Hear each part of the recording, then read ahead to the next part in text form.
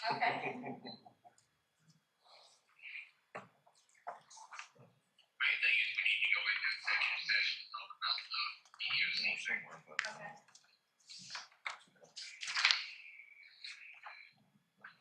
Try to look at the one up there. Or somewhere not.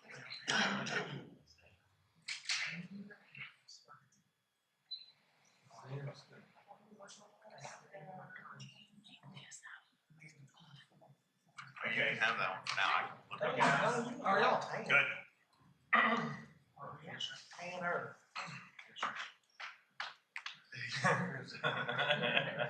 That'll do it.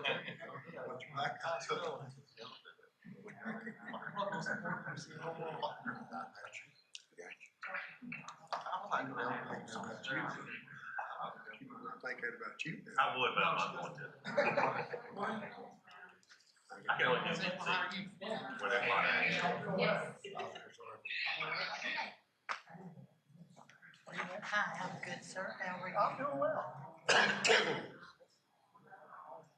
Dave, have you met Gail? Miss Gail, this is our fire chief, Dave Sure. Nice to meet you, sir. How are you? I'm doing well, and you? I'm doing. And this is his wife Kate right behind you. Okay. Hi. Nice to meet you. Dave, when you're riding around, go up Florida by the gas station. 6 That's o'clock, right, so let's go get visit. our work session started. Let's open it up in prayer if y'all pray with me. Lord, thank you for allowing us to gather here this evening. We ask that you watch over us, watch over our meeting. We ask that you watch over our city and make our city a community that serves one another. In Jesus' name I pray, amen. All right, so looking over the work session, first thing is consideration of cemetery ordinance. Thomas is on this, but Mark, do you want to open it up? Basically, we're just trying to update some things. We had questions whether you had to be buried in a vault or not, because back in the past, people have been buried without a vault. It becomes a safety issue. You can see where they're dipping down. Somebody could step on that grave and go through. Grass cutters, an accident like that. So that's kind of what started this. And then and Megan and I talking to Thomas, this one came from the city of Monroe as an example of one to update us on this. And this is basically what we're looking at. Thomas, you got anything to add to that? No, Megan's confirming that the one that was sent earlier this week or late last week is the one that addresses cremains in single lots. She found some revisions. I just want to make sure it's in the one that's in front of y'all. Right, because Jimmy had brought up about somebody being able to buy a single lot.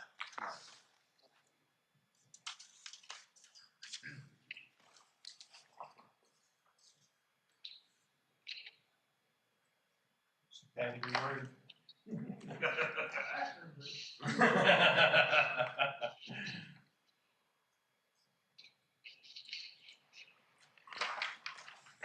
What's the current price of that lot? It's $400 a lot, so $800. And that's something that I sent out to y'all a couple weeks ago with some comparison as they get ready to be finishing up our cemetery. We've got the new maps on the wall, and we are just spacing the remaining lots so we know how many are remaining. So all that's coming and will be digitized and on the website. So I think when we go to update that will be a good time. We ought to consider going more market rate once you see how many lots you got left. It does, Thomas. Okay, that's the one then. Where's that section at? It's on page 2. It talks about the very bottom little paragraph. It talks about human remains. And then the fifth one.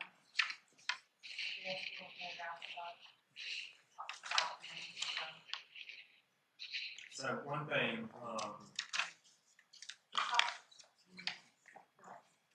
if someone violates these things, what happens? What? Thomas, you like to answer that? Well, I mean, if they violate it, then it's a code violation, but hopefully we're doing some sort of oversight so that we know they're not putting anybody in the ground without a vault. And then we've got, with the mapping being done, we got to know where they're putting folks. I mean, So- is there a fine set forth in this? Who are you finding though? The person who's Who did? Or redo. the funeral home or the burial company?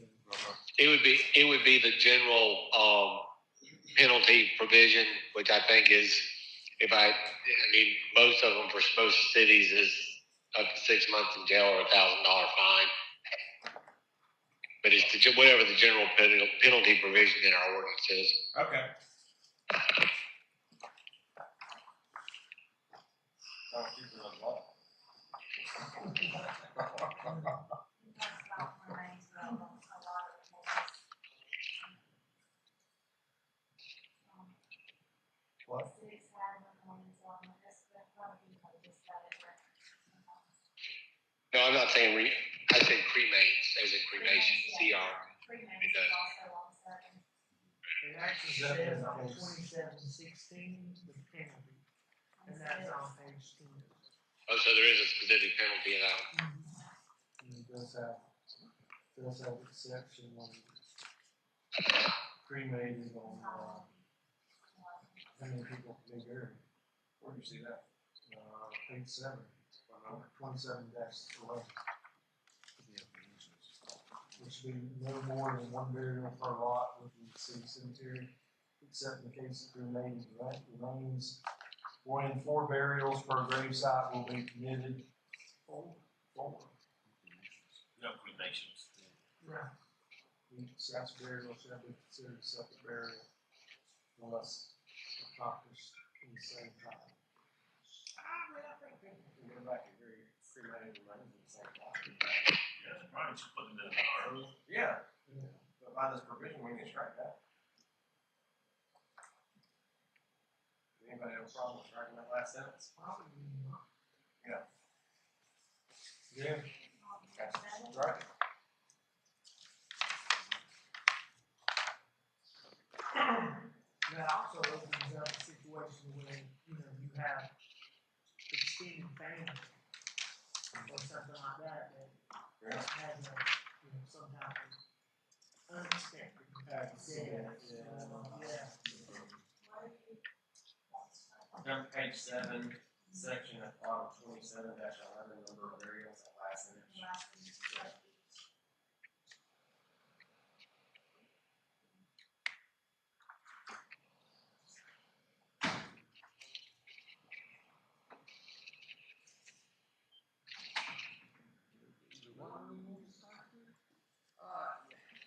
If you have a plot and 2 people are already buried in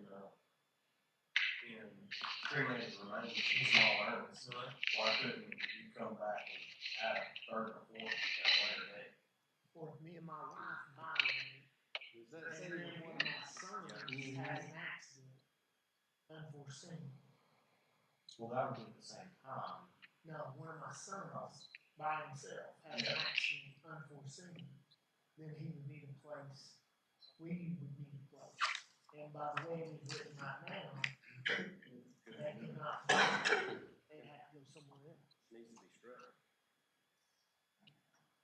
Any other changes? Burial animals. What is the installation permit required fee for monuments? How much is that fee? I haven't seen that before. I'm not. Can we strike? Y'all need to adopt one. I don't see any reason for us to have a fee that's associated with that. Is that for us to set up? Yeah. I don't think we need to put a fee on a monument. Right. I think they're right. What was that at? That's page 7, 27-10 monuments, letter A.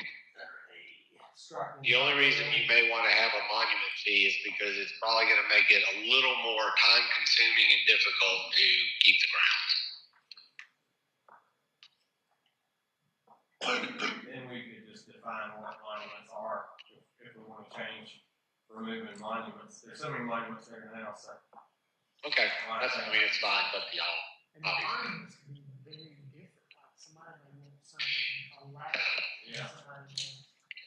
I mean, I think that's a whole different discussion. We're gonna start putting rules and regulations around monument sizes. No, it's not that cemetery. So, strike A. Can't bury my dog. You want to take that? Oh, Just one small. yeah.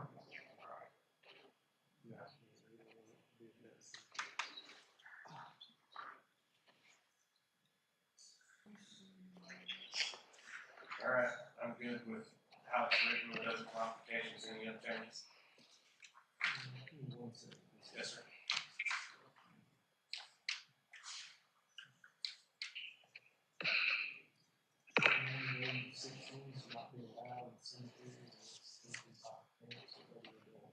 Food and beverages are prohibited. That person shall take refreshments, food. In the cemetery.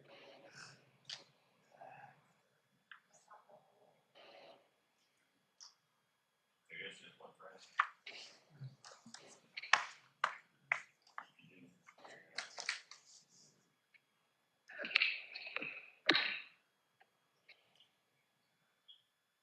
Children under the age of 16. Unless it's a.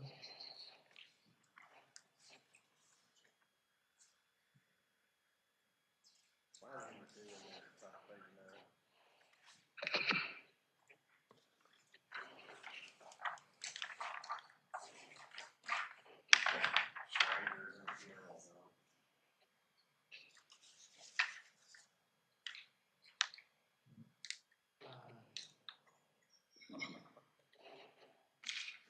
It's kind of odd.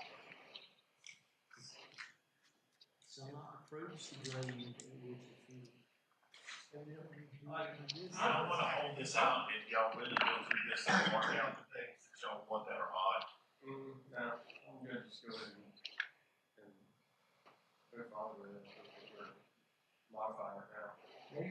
Maybe number 2 is there for like situations like where you've had veterans being there, you've got protesters show up. Fair enough. That could be. Yeah, you could use that for the. Yeah, that's right. Good. Anybody else have anything? All right, we'll vote on that here in a minute. Next is recommendations for the Historic Preservation Commission. Who's got some mind? All right, once again, you want to fill out an application for the Historic Preservation Commission. When you go to City Hall, These three qualifications. all right, you remember what qualifications are?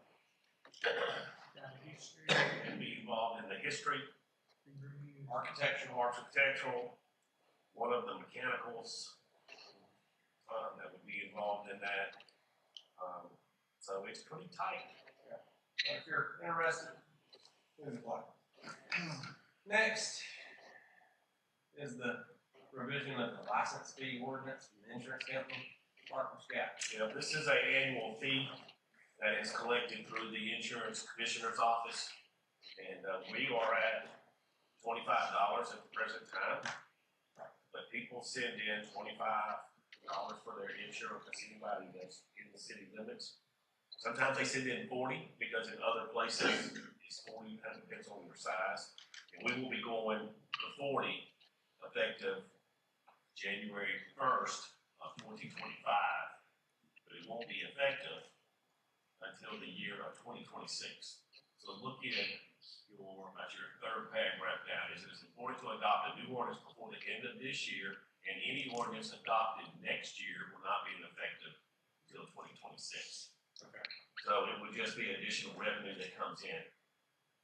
You know, we do get a insurance franchise fee, you know, where they send in the 1%, 1.5% of life insurance, and then 1% of every other fee from insurance. And last year's amount was $156,000. So that's on any policy written property inside the city limits of Demorest. That normally comes in about October. So this is separate, but it just goes along with those franchise type fees. That's a lot of insurance. Yeah, if you think about every house, every commercial building, whether you're for profit or non-profit, whether it's a church or a university, every one of those. Any questions on that? So how does that work with public property? It's any insurance policy that's written, just like our own insurance policy that we have. Insurance companies have to send that 1 or 1.5% to the insurance commissioner on an annual basis. All right, next is discussion of medical first responders. Dave, what you got for us? So I need to know the direction that you want to move in as a council. Initial startup has two basic prices that stick to it. The first one is the inventory that we have to purchase of equipment, which will be about $7,000 to $7,500. Plus, we will have to pay a medical director, which I have not reached out to any of our local doctors. So I need to know whether you want to move in that direction and make that investment. And guys, y'all remember what we're talking about here? Remember we had Lanier talk to us about this. So these 3 items up here, glucose, oxygen, and glucometer, those things are not on the truck anymore. We also don't carry Narcan either right now. But the police department can, but the fire department cannot. If you're familiar with what Narcan is, you know, familiar with Narcan? Yeah. One of them, Because we fall under the medical EMS business. I know it sounds silly, we just have that, it's silly, but as an EMS agency, we're not allowed to carry it unless we have a license. So if we get called out, all our guys are able to do is just general. Basic first aid. you have to get a police officer to come up there for any ODs. And the ODs. So we're very limited what we can do as really the group that's getting there before the EMT ambulance is arriving, majority of the time. So As far as $7,500, what are some of the other costs that you're hearing that's associated past that? So it's the $7,500 in equipment 7,500. to start. And then every year you'll have to pay about $2,500 or so in inventory supplies. Okay. Will the county, So with the county does supply us with specific items. None of those items are on this list. And we will figure out more after tomorrow's discussions. okay, right now in your budget, as far as things that you purchased in the past, moving forward, do you have a budget for the supplies and the equipment? As you know. There wouldn't be anything because we didn't, that was something we were able to go. They go to the county with a list of items, and the county says yes, yes, no, no, no, yes. Very good. And Getting, how about for the doctor or getting licensed? So the doctor has to sign off. They will provide us with medical directives. Essentially, if this is how you operate, this is your policy. And we have to reach out. Before I contact doctors, don't even want to guess a number, but that's something before I start talking to doctors in our town. I need to know whether y'all want to move in that direction. What is the county doing as far as? The county has an ALS, Advanced Life Support license. They have their own county medical director. And I do not know what they spend on the medical director. I did get. When Lynn Smith come in, she mentioned that she worked with us on that, didn't she? she did. I was advised by other people there not to entertain that. We'll talk about it. What about, any of the other, cities? What they're in? I do not know whether Cornelia or Clarksville or Baldwin have gotten a license. But we'll follow up with that. Yeah. Because again, more of this is y'all saying, I want us to be able to do this. Or I want us to say, let's just stay where we are. The chief made a recommendation, the final paragraph down here at this time. So I'll let y'all see that. But these are some of these calls of additional cost. And I'll talk about some other additional cost in my manager's report. Because if we are going to be a fire department, we can be here or here with our level of service, because all we're doing, I don't mean that to just not justify what we're doing as a fire department, but right now, we're just kind of doing that minimal first aid when we travel out there. Yeah, it's not much Unless more there's than what a fire. Boy Scout can do. I mean, it's really about where the level we are. Have you noticed this being issued? I have run a number of our EMS calls, and there have been times where we could be doing other things like applying oxygen, checking for diabetic emergencies that we cannot, we have to wait on an ambulance. And as the county has been growing, we've also been noticing, and I don't have statistics for you, but that their ambulance service is pretty busy. So sometimes we're waiting 5, 7, 8, 10 minutes, and sometimes they're getting there at the same time as us. So it's a toss up. I mean, we had y'all saw the bus wreck in Clarksville. There was in the county for hours that day. We had to have Banks County and White County and everybody else come in the county to help us out. Okay. And through your recommendations, it's your recommendation to remain unlicensed. So right now, until y'all decide that because it's got to be funded. Okay. Yeah, that was my recommendation. We're gonna come back and, fill in the missing pieces, right? Yes, I absolutely. I think that we do need to explore the missing pieces. Okay, so I'll reach out and get some doctor's prices if that's the direction you want to go. Thank you, David. That's what I do. Thank you. Thank you. All right. Next, Andrew, Special Events Committee. Andrew, I think you sent an email out. Yeah, just a thought, just seeing how much happens behind the scenes just in the 4th of July event. It's a lot. It's a lot. And I feel like if we had a group of people that can get together and work on this year round, et cetera, we can have a good event, and possibly add more on there. Well, I think nothing's wrong with that. I would like to see it teamed up with the DEA though. Same here. Yeah. Okay. Part of that is also, you can get all the directions that you want to get, but we're only so many people. Right, that's right. So we need volunteers. And through that committee, can probably bring volunteers. Otherwise, it's her and I doing the committee too, while we're already doing it. That's right. So somebody would have to get behind this to bring that group together. We do have a DDA meeting at 4:30 tomorrow if you want to come and spearhead that discussion right here. Okay. Thanks, Andrew. Would there be a reason that I would not be on that? So I don't know. Council could be on that committee, absolutely. There'll just be a little further discussion. To the school system, it might be a good way to get some volunteers. Because again, they don't have to live here, they don't want to live here, they just want to take care of another city and volunteer inside the county. Plenty of places with the Demorest address, not considered. Yeah. It's like bouncy houses. Well, we could have as many bouncy houses as we want, but we don't have people like.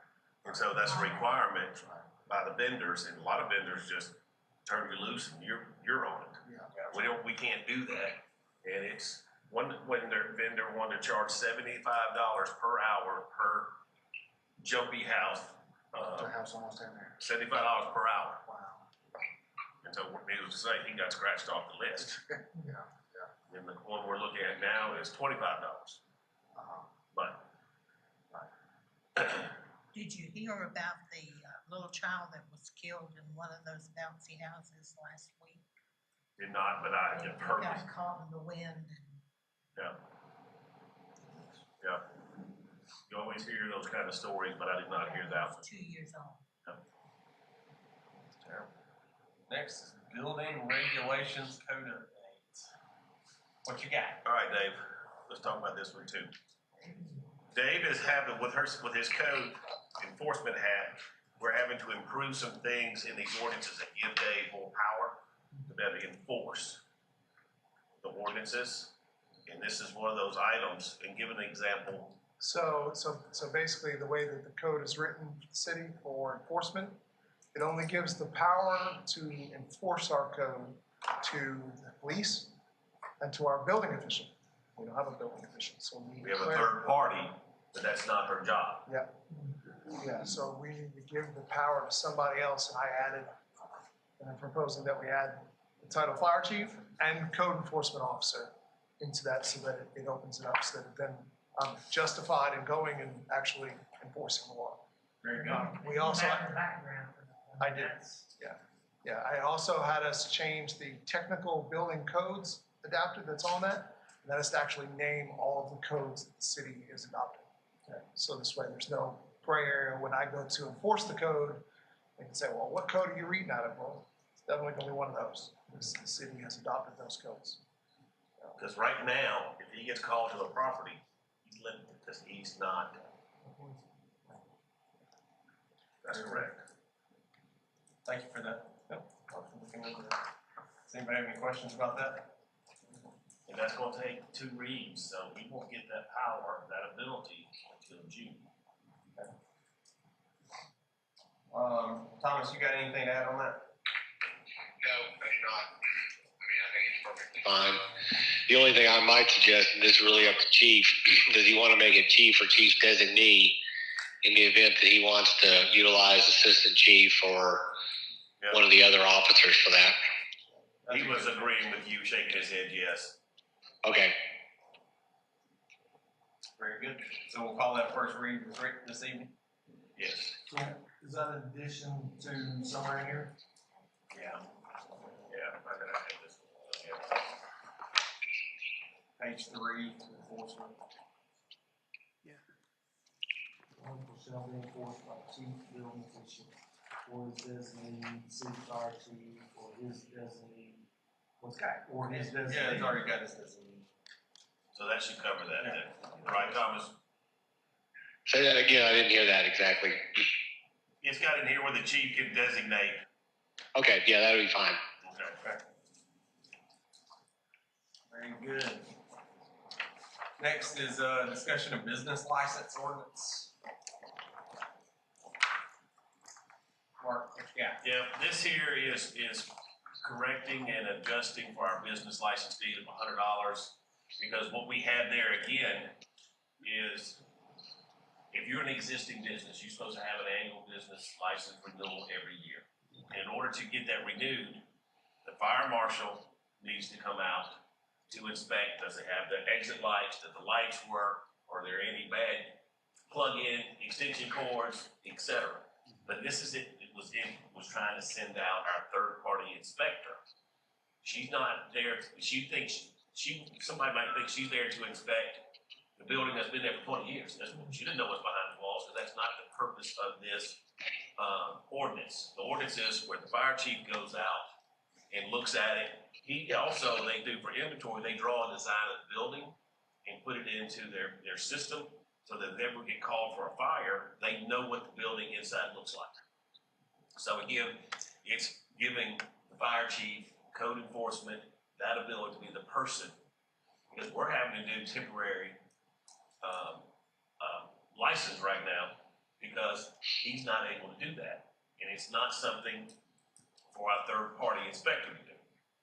Again, his job will also be going out to see past due license. So at that time, he will go out to collect that, another one of his jobs and duties. But it's very common that the fire marshal, a fireman of brass that goes out from all the different cities. So it's a regular thing. We just clean it up for verbiage. Two readings on this. Yes. Our building license ordinance right now is like this one. So, we really need to adopt something. And we've got some people that doesn't understand because they're in this temporary phase. They're like, I've already been temporary. I've had a business license here before, but that doesn't matter because it was in 2018. You may have closed or left that building and now you're coming back. Well, the ordinance have changed. Here's what you have to do. So it's kind of been an educational of the different ordinances. Why then, but not now. And this will, again, not be good towards you. That's correct. So we're having to extend some temporaries. Because again, let's just say Dave's out of town for a week and somebody needs to open their business up.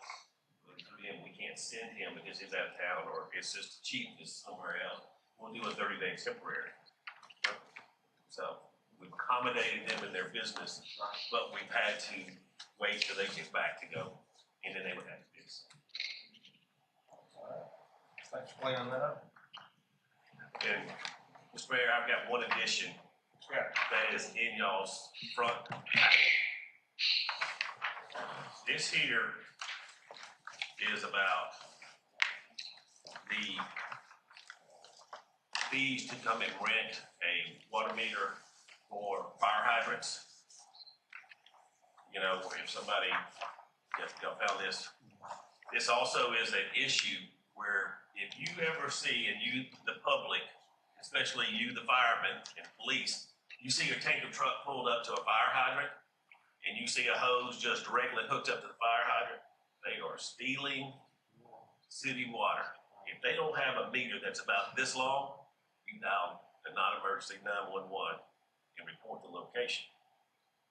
And this is to clean up some things for Brian when he does his monthly water loss, because he can't account for this because he didn't know it was gone. And I met with the county on this 2 weeks ago, and Alicia said that she would get with their fire department. Less than 24 hours, we had our first call, stealing water. And catching, because it Can't we was, make the penalty more than $1,000? The deposit was $1,000. we can do whatever y'all want to do on this. Because again, we didn't catch them because it was too far away. But the county will also, once we get this, they will enact this same type of ordinance for the county to be able to enforce this and put their people on notice about stealing. It happens all the time. It happens all the time. $5,000. Thomas, can you hear the mayor? I did not hear his question. He wants to know, can we put the fine at $5,000? We cannot. Cities are limited to $1,000 fine. The deposit's $1,000. It's cheaper to take the fine.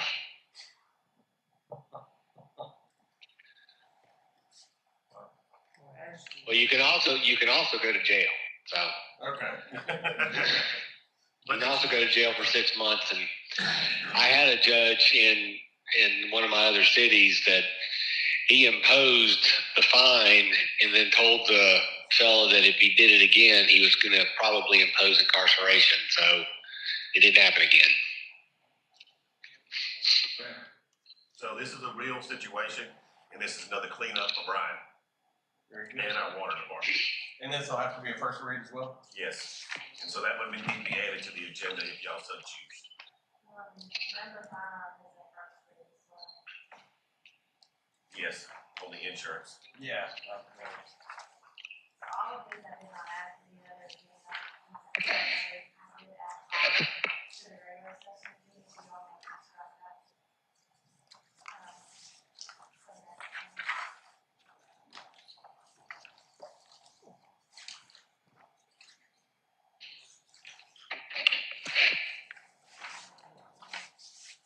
Yeah, okay. Is there anything to vote on tonight?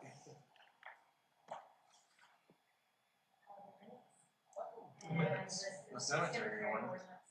Oh, okay. And you got a lot of minutes in there.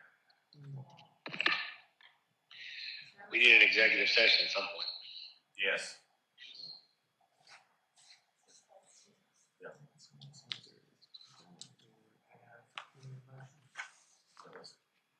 We'll need to.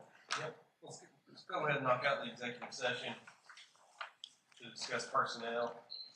We need a motion to go into executive session. And potential litigation, personnel and potential litigation. Okay, thanks, Thomas. Make a motion on executive session. Second. All those in favor?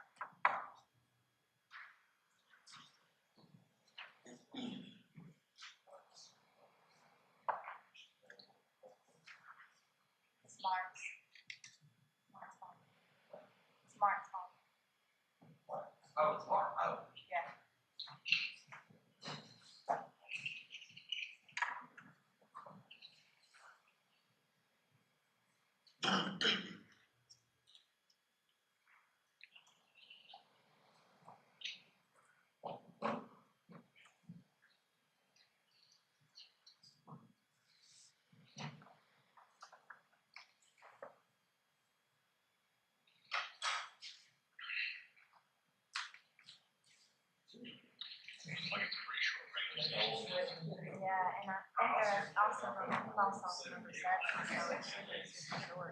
The longest part of probably be the minutes. Or, well, that too. Forget about it. Maybe he'll set record time.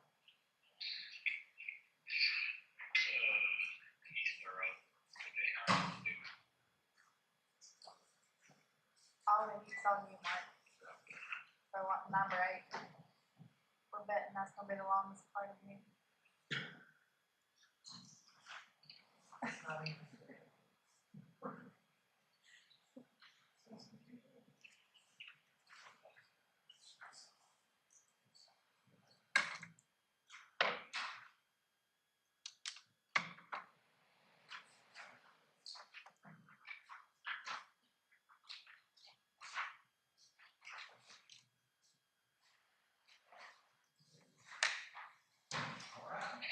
Y'all stand with me for the prayer and the plan.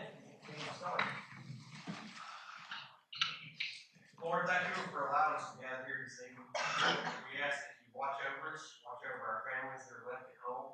We ask that you guide our decisions, and our decisions glorify your name. In Jesus' name I pray. Amen. Allegiance to the flag of the United States of America, to the republic which stands one nation under God, indivisible, with liberty and justice for all. Few modifications to the agenda. Can you dismiss us from executive session? We need a motion to come out of the executive session.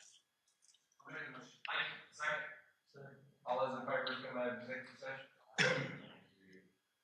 All right, so number 7, consideration of the license fee. We need to change that to a first read.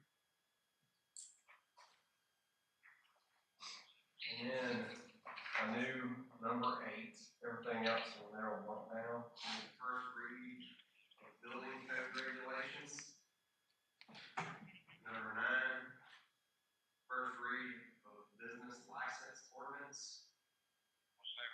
Number 10, first read of utility water meter ordinance. And then number 11 will be management report. Yes, sir, happy to. Number 8 is the first read of the building code regulations. Number 9 is the first read of the business license ordinance. And number 10, first read of the utility water meter ordinance.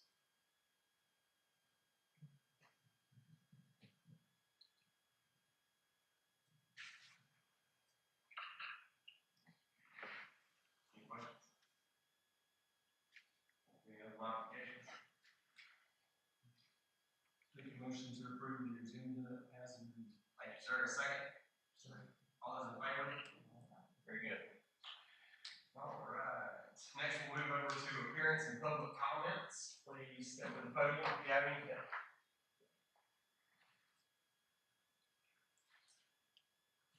All right. Next, we'll move to approval of the minutes from March 23rd and 27th, April 9th, April 15th, April 22nd.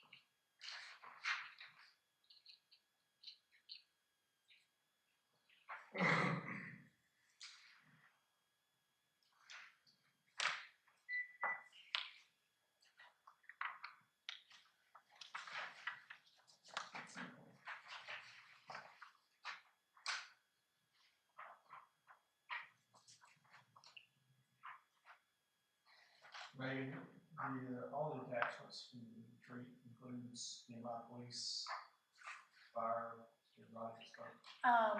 Yeah, so as part of the packet, it does. I didn't include it in the minutes, but I can. Like I keep a separate copy of the book of minutes, which includes all of like y'all's packets. And Just wanted to be included in the official minutes. you want it in with the minutes as well? I can.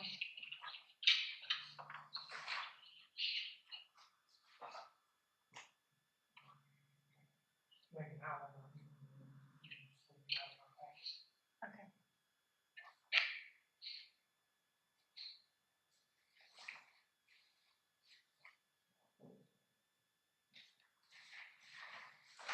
Is there any modifications, or y'all ready to approve? We just need a motion. Make a motion to approve the minutes of March 23rd, March 27th, April 9th, April 15th, and April 22nd. Thank you, sir. A second? Thank you. All those in favor to approve the minutes? Very good. Thank you. Next is consideration of the cemetery ordinance. This is our second reading. We went through the cemetery ordinance and this defines a lot of things that were kind of missing in some of our ordinances pertaining to the cemetery. We are striking two things out of there that set forth, remove the monument installation permit fee. So that one is on page 7, section 27-10, letter A. So remove that fee, we need to charge for a monument. And at the bottom of page 7, in section 2711, remove each site burial shall be considered a separate burial unless accomplished at the same time, allowing folks to bury cremated remains in multiple days. Was there any other changes? Okay. Since this is a second read, we need a motion to adopt. I'll make a motion that we adopt this as changed. Thank you, sir. A second? All those in favor to adopt this change? Thank you. All right, next is our first read of consideration of the license fee ordinance for insurance companies. Mark, this is the one that changes in 2026. Right. Changing what insurance company pay the city. As a business license to do business in the city from $25 to $40. Very good. So that changes that in 2026. So I need a motion, this is first read, so that's first read, and we'll move forward with that next month. Next is the first read of the building code regulations.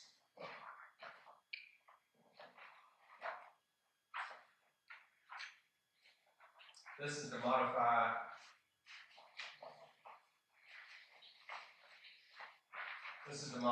to allow the fire chief and our building code inspector to follow through with this. And move forward with code enforcement.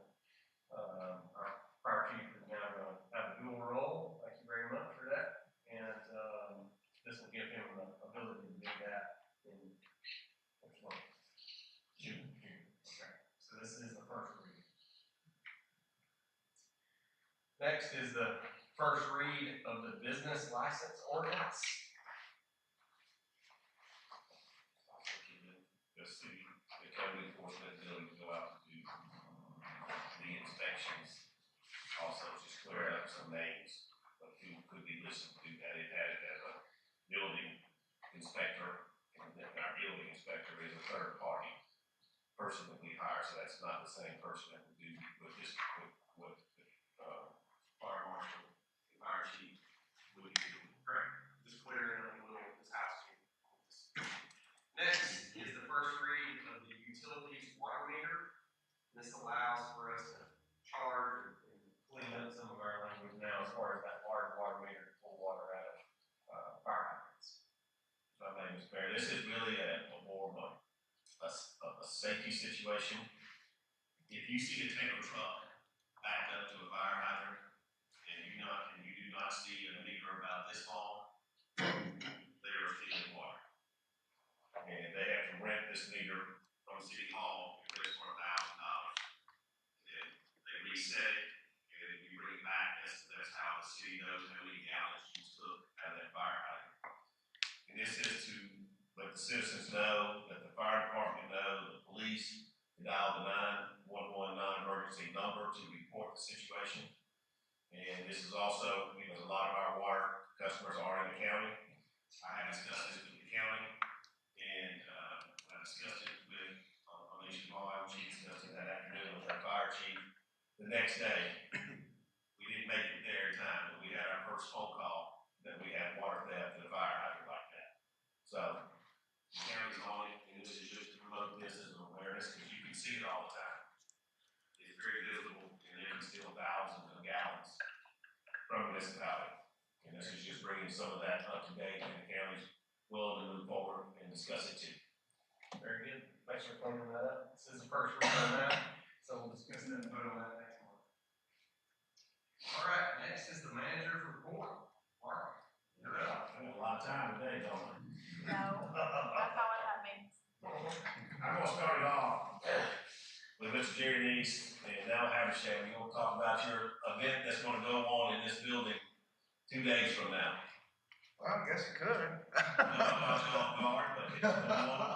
Well, I mean, I won't be doing it Thursday, so, Thursday evening here at, the Demorest Municipal Complex, now Haversham will be hosting a, commission and Board of Education debate.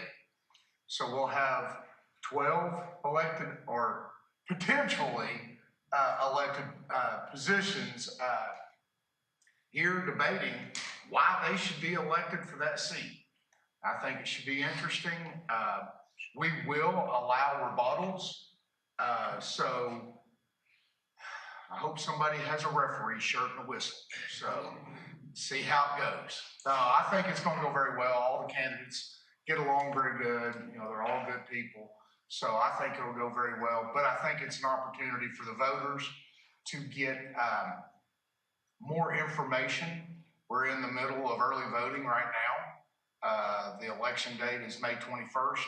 So this is an opportunity, if they haven't voted, to get more information to make a decision on May 21st or before. Time and food. I'm sorry, it's going to start, the debate is going to start at 6:30 with the county commission. It'll end at about 8:10, and then we're going to take a 5-minute break, set up for the school board officials so they can be here, and that should conclude by about 9. At 5 o'clock, we will have a food truck here, so it's an opportunity to meet and greet the elected officials as they come in. So we'll have food, and of course you'll have to pay for the food, but they'll be here. But that'll go from 5 to 6:30. And with that, Jerry, Sean made a great suggestion, which I told you today. Overflow parking will be a problem. And we do have parking by the ball field and behind the cafeteria. And Jerry is working with a local church to see if they have any overflow parking that can be available. And he will be putting that out on his website, his article about that. So parking will be a premium around here. Will that be broadcast? It will be live streamed, and we have been working with Jeremy, your all's IT contractor. We met with him the other day, last Thursday, I believe it was. And so we're going to have it live streamed to Facebook definitely, but we believe we've worked it out to where we can live stream it to nowhaversham.com. So it should, it's going to be on Now Haversham's Facebook. And you want to have them set up here on the stage up here. They're going to be so you get an idea. The incumbents will be down on the floor sitting at this table. All right, and then those who are seeking election will be up top. That way, where you're sitting, the banner will hang just above your head. So we'll have a big banner. So yeah, we'll have the way it'll look is you'll have the 3 incumbents, and they're going to be broke up by district. So District 1 will be right here, so the incumbent will be down on the floor. Two candidates running for District 1 will be there. District 2 will be in the middle, incumbent down on the floor. The opponent will be up top, and then District 5 will be to the right, and that'll have the incumbent down on the floor, and then the two candidates on the right. And then we'll have them, just the incumbent on the floor and we haven't decided on the school board. We like the incumbent being down on the floor because they're closer to the audience. And then, but the others are elevated so everybody can see who they are. But school board, we may put up there. We may put them all up there. Okay. So, Casey, you and James or whoever will be here to open and close that part, please. Thank you. Thank you.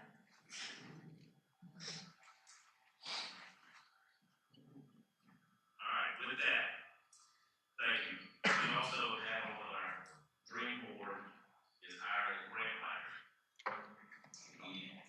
Megan had posted earlier this year, and that timing ran out on April the 11th, and I had 3 great applications, and I interviewed on the phone, and then yesterday I did 2 Zoom calls and 1 live interview with these folks, and I told them that I'll be making a decision the next day or 2, and so I've got 3 very good choices. They would not be a part-time employee. They do this more as a contract, 299 type employee, benchmarks, and pay some fees up front, and then they're paying some fees upon the application and the award of the grants.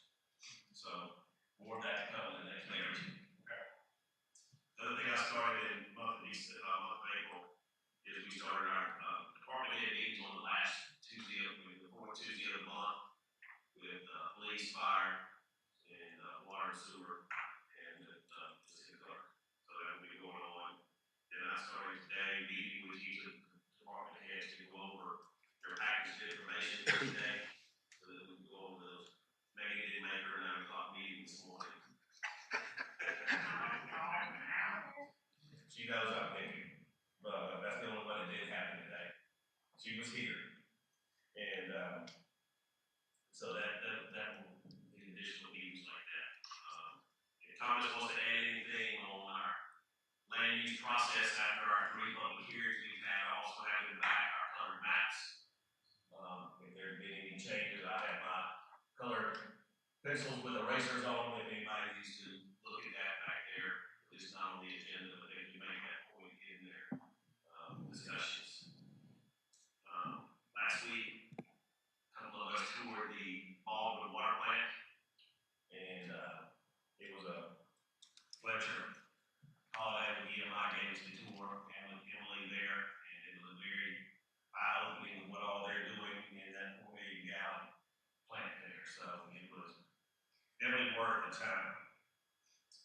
Something that hasn't been done in a while, that our fire chief and the assistant chief has been working with Brian Hoffman on doing with our fire hydrant testing. This is a job that the fire departments normally do. You'll see them throughout the city and county testing the flows of that. It does make Brian a little nervous, but sometimes, Brian just like for himself and his guys to touch the meters, he can touch the fire hydrant. They'll be testing the flow. They will be painting what color job are you going with? Red. Go back with the red color, and they also will be servicing each of the fire hydrants, I think, as they test. We do have 2 or 3 fire hydrants that go back to 1929. They will not be touching those fire hydrants at this point in time. So those are a real relic and a real antique. And Brian has approved them, and so as you drive through the city limits here, you'll see the new painted ones. They'll do so many a day, subject to weather or calls and things of that sort of thing. The assistant chief has got some goals set out and do so many per shift. We started LMIG 2024, which is our local maintenance repaving project, and we were approved from GDOT for about $38,000, and through the roads that we had picked out, it came up to, I'm giving round numbers here, $69,000. So we put in roughly $32,000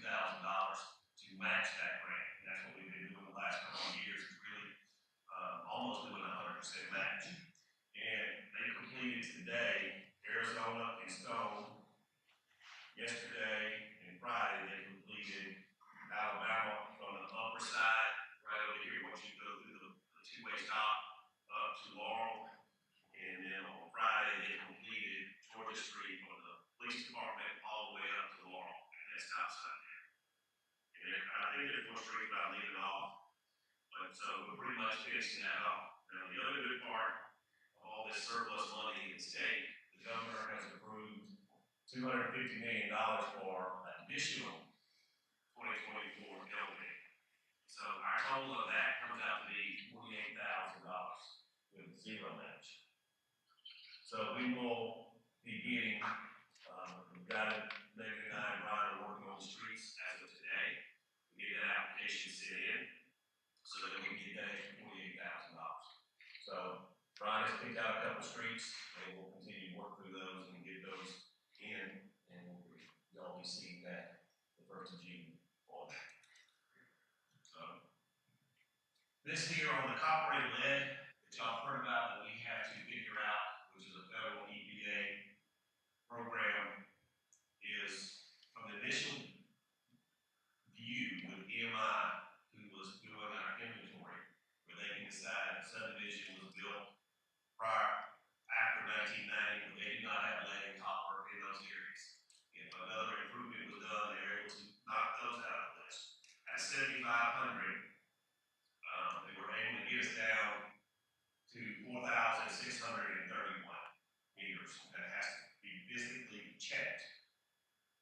And next step is on Tuesday of next week, EMI's person is going to be working with Brian and his guys to show them how to not check the meter.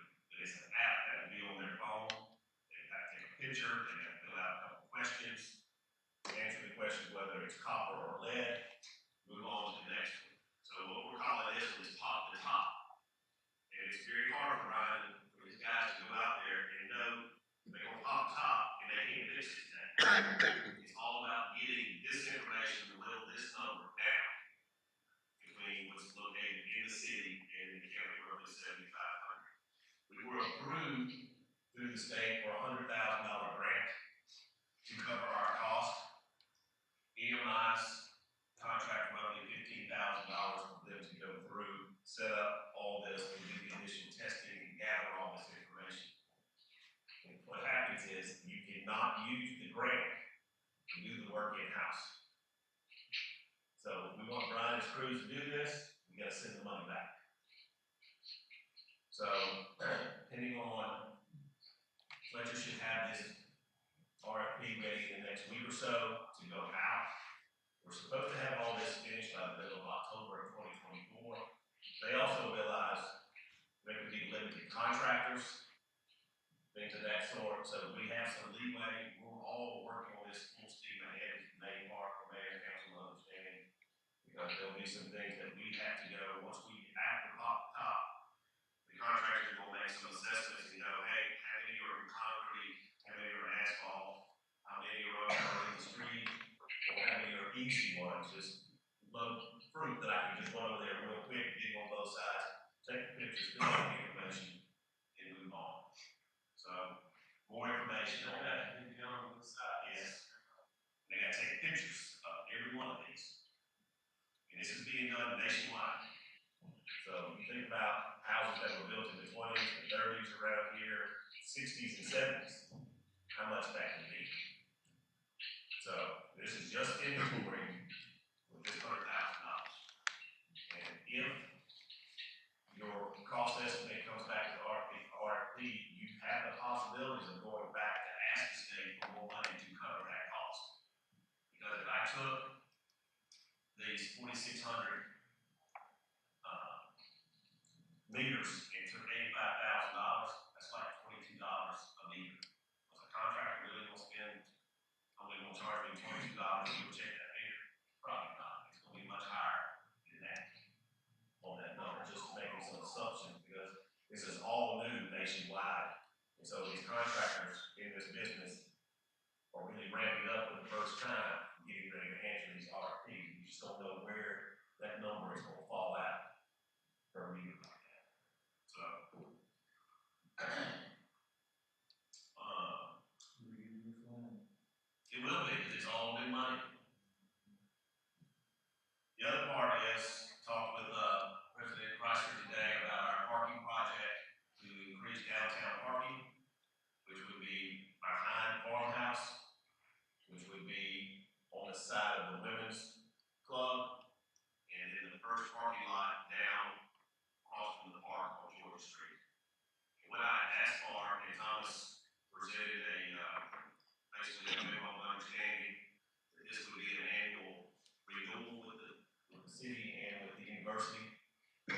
is, we put signs up that says, city parking after 5 p.m. Monday through Friday, Saturday and Sunday, all day parking. And parking is owned per Piedmont University. So that's a way to give these restaurants and the farmhouse some additional parking opportunities. So what I've talked with Jamie is he will identify these on his website for additional parking after 5 o'clock and all day on Saturday and Sunday. People are coming that way, they can kind of see. And I'm going to be getting with farmhouse and with Sweetbread, they can do the same thing. And the parking lot beside Sweetbread, we have those signs up, and that is downtown parking right there. Some discussions that I've had, there's 5 spaces in front of the Airbnb spaces that I was told that those are city parking lots where they did the new paving, where they did all that. There's nothing there that says that, so I need to figure out with the owner a nice way to say, hey, these 5 spaces right here in front of those are also available for downtown parking. So, and here's the good news I saved for last. Jamie has received, as of today, all of his permits except one, alcohol from the state is the only thing he has not received. But he is approved by the fire marshal, by code enforcement, by building inspectors, and by the health department. He has passed everything, and I'm telling you, wait till you see what he has done inside Old City Hall. It is amazing. And you will be shocked that this restaurant, inside, outside, has really come through. We did the right thing by waiting for the right restaurant entrepreneur that came along. It is going to be first class. It is Holden over sold. And he's going to be steak, seafood, the special pork, and obviously the rest of his items. So it is oyster bar. So that you have 5 different flavors. So he has a alcohol bar and a oyster bar set up. And I'd also like to thank Ron Popple and his crew for all the exterior work that our guys did on behalf of EDA, who owns the building there. The painting from the drive-through, the fences, the brickwork, the new timbers, with the front porch and things of that sort. Just running it was just dead on and on. It was really magical what all they pulled off down there and what Jamie has done. So I wish you nothing but the best of luck. Building this a little bit more now, conform with the other side of the street. Absolutely, with the new brick front we put on, and we're looking to do that for the post office building once we have them moving to their new location up here somewhere. Well, they got the roof on.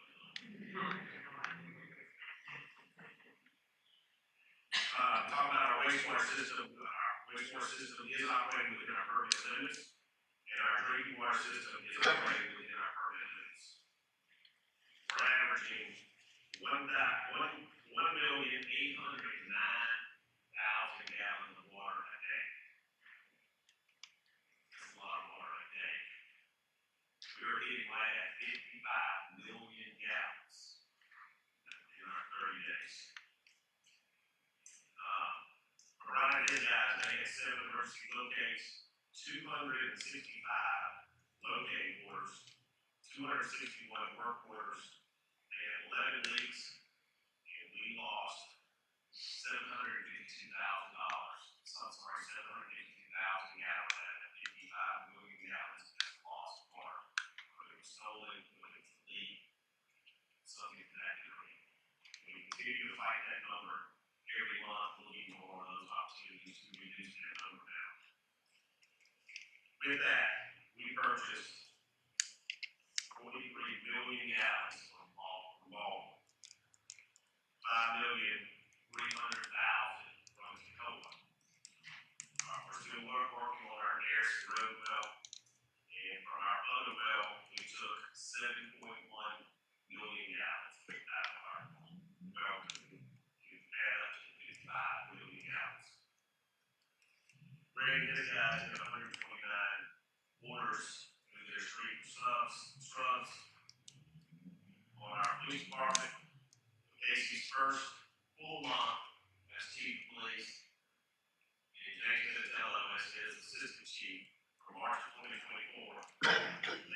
392 calls in the month of March. 392. Just think, he's not leaving 2.2 miles of city limits for that many calls. He had 7 domestic, 9 accidents, 139 traffic stops, and 57 citations. That's 41% citation written out of that 139. So less than 50% of his stops, almost 60%, a ticket was not written when the officer had a safety check, whatever the case may have been. And the month of March was our first month, and starting with the new tag readers. And it's only with 3 right now that are out there because Noah is in school academy in Athens. He's driving one of the cars that has that. So they just have 3 out there right now. Last month, Casey told us about a $10,000 grant for the 4 new laptops that would go into these 4 police cars. So those laptops would have those for the tag readers. And so this is just showing in here where the order has been made for ACG. For our fire department, several things going on here with the chief. Tomorrow, myself and Chief Sure will be meeting with Alicia Bond and their fire chief to discuss several items of interest for the city of Demorest. And part of that is our number of calls that are outside the city limits. So, for the entire department, it was 108 calls. 63 were med calls. 10 were patient assist, somebody's down, can't get up. Fires were 4, fire alarms were 7, vehicle accidents was 5, miscellaneous was 19, for a total of 108. Out of those calls, 58% were calls into the county. 58% this month.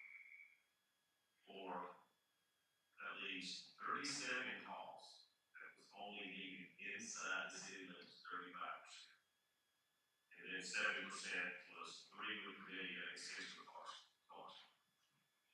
So 58% of our budget is run county calls.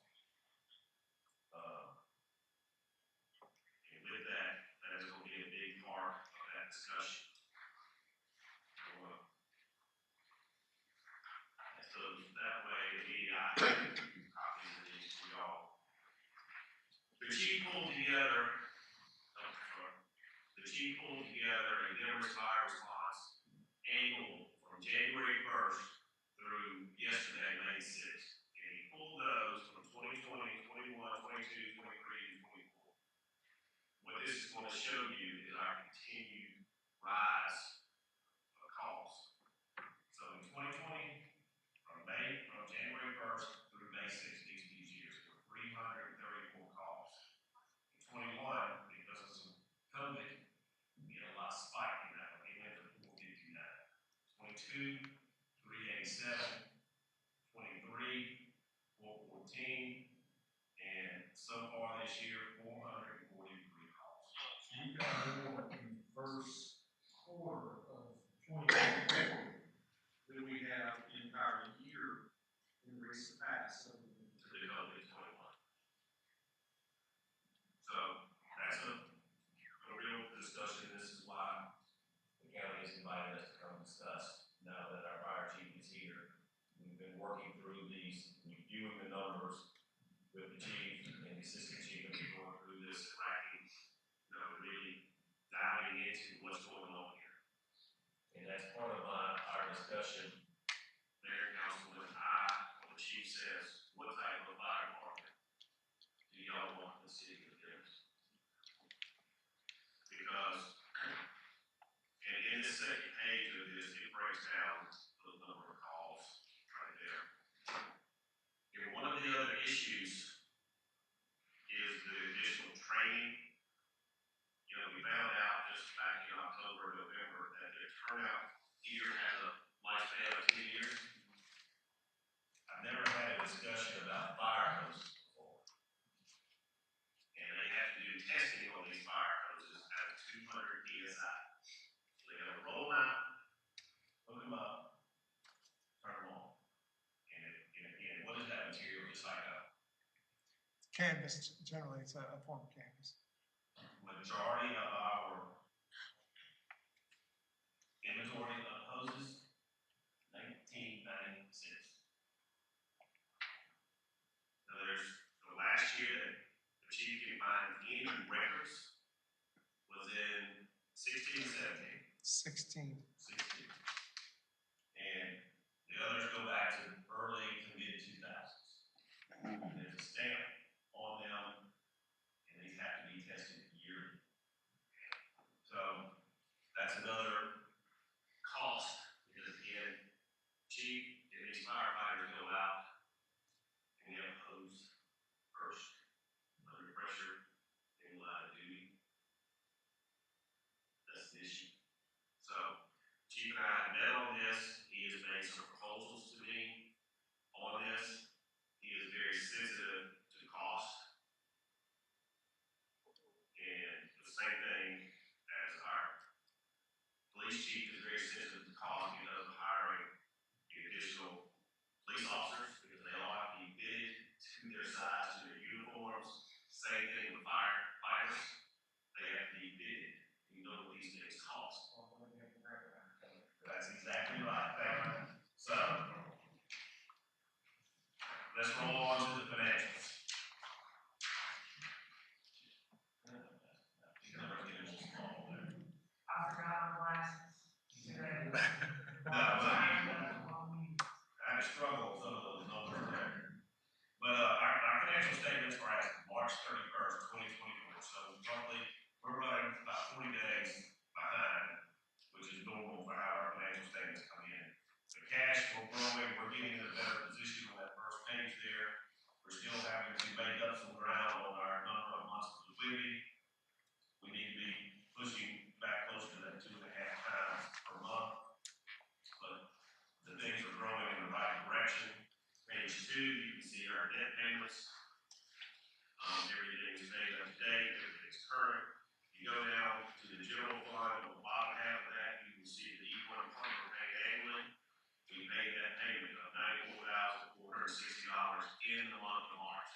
So that's an annual payment that comes as lost dollars. Our next annual payment to come out as lost dollars is the USDA, which is in August for $46,000 for the. How many police cars, Casey? 5? That will come out in August. The page 3, you can see where we are on our property taxes. The collections there, we did get our Georgia Power franchise fee of a little over $82,000. Lost dollars came in at almost $66,000 in the month of March. And there's been some discussions was that the right amount, and so that's just another conversation, but that is what was deposited there. Page 4 shows you the current month in property tax. That was we collected almost a little over $31,000 out of the $225,000 being collected, with $121,000 still remaining to be collected from the property tax.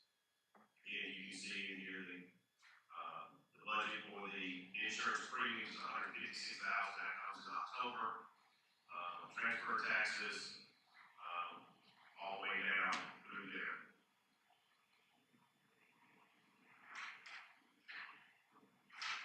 Go to page 5. We did $553,000 in total revenues in water and sewer, with an expense of $354,000, and the net income of $198,000. So we're on track with our income and expenses there. On page 7 is our SPLOS 6. We are working through our last bit of water and sewer, and then the last bit of our roads, streets, and bridges, and that's where you will see that $32,000 for 2024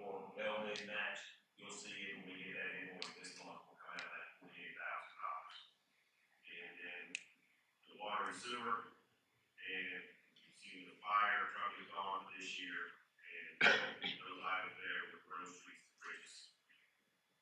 So, with that, that brings us to the conclusion of my report. And, that was a lot of information. I'll get a lot of information each and every day from the emails and everything that's going on in the city. And, a lot of things happening, a lot of good things still, again, grant writer, maybe, additional helmet, money, things of that sort, working through improving our police and fire, water and sewer. So I appreciate our little firefighters that are here today, coming to our meetings, and, y'all express a tireless, thankful. Same thing with our police officers. Next month, we will have a hitting ceremony for our fire department. So that will go on at 6 o'clock, part of our meeting, so that will be very nice to have these guys, and we will dig into their families, and, some special guests will be here that day. So with that, Thank you, sir. Any questions? All right, next is consideration of motion to go into, we have one more appearance and public comments. Anyone like to get up and speak? Next is consideration of motion to go into executive session again. You have a reason?